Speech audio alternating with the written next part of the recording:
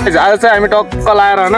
यता पूजा लगाउन आएर यो टक्क म ससु बनाएर खान लागेको छु होइन गाडीसित हालेर गाइस हेर्नु सुन्नु यता हाम्रो भिना साहेब यता हुनुहुन्छ के छ भिना ठिक छ आज आएको यता कस्तो लागिरहेछ आनन्दै खेलेर खान लाग्नु छ उता फुलबा बस्नु भएको छ उता अङ्कलहरू बुवाहरू यता फुवाजु उहाँ त उता पछिल्लोतिर जुटिनु भएको छ कि कस्तो फुवाजु अवस्था यता हेरेर भनौँ न ए कटौरामा हो यसो चाहिँ आज हामी चाहिँ यता यो बहिनीको पूजा लगाउन आएको थियौँ साथीहरू होइन यसरी जङ्गलमा आगो सागो बालेर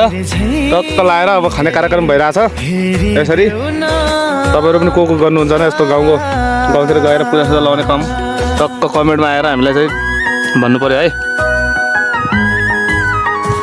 अब चाहिँ गाई जान खाइपिएर टक्क पारेर हामी घरतिर लागेको अवस्था चाहिँ यस्तो छ गम्भीर गाउँले पारा यता हाम्रो ठुल्बा हुनुहुन्छ कस्तो ठुल्बा ठिक छ हजुर ठिक छ ठिक छ हजुर ठिक छ ठिकै छैन यस्तो छ हेर्नु गाई जान अनि हाम्रो ठुल्बा चाहिँ अब के छ त के भनाइ छ के भन्नु आउँदा हुँदैछु घाँटा होइन किन बर्खाबाट बाटो चिप्लो छ अनि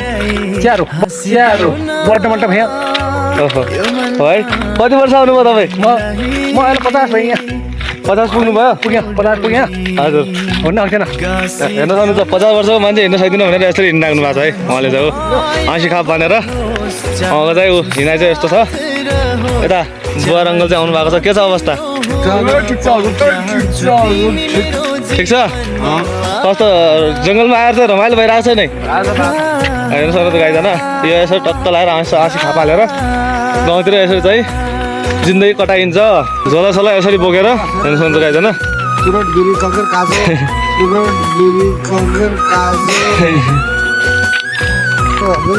यसरी चाहिँ सम्पूर्ण कुराहरू चाहिँ हाम्रो गाउँमा पाइन्छ त्यसैले को साथीहरू हुनुहुन्छ गाउँदेखि सबैजनाले कमेन्ट गर्नु होला र यसो मेसो मिलाएर हाम्रो गाउँतिर पनि आउने कार्यक्रम गर्नु होला होइन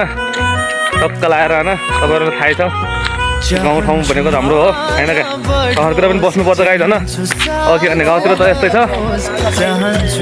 टक्क पारेर हामी चाहिँ अब घर जान लागेको भालेसाले खाएर पूजा सुजा लगाएर घरतिर अब जान लागेको अवस्था छ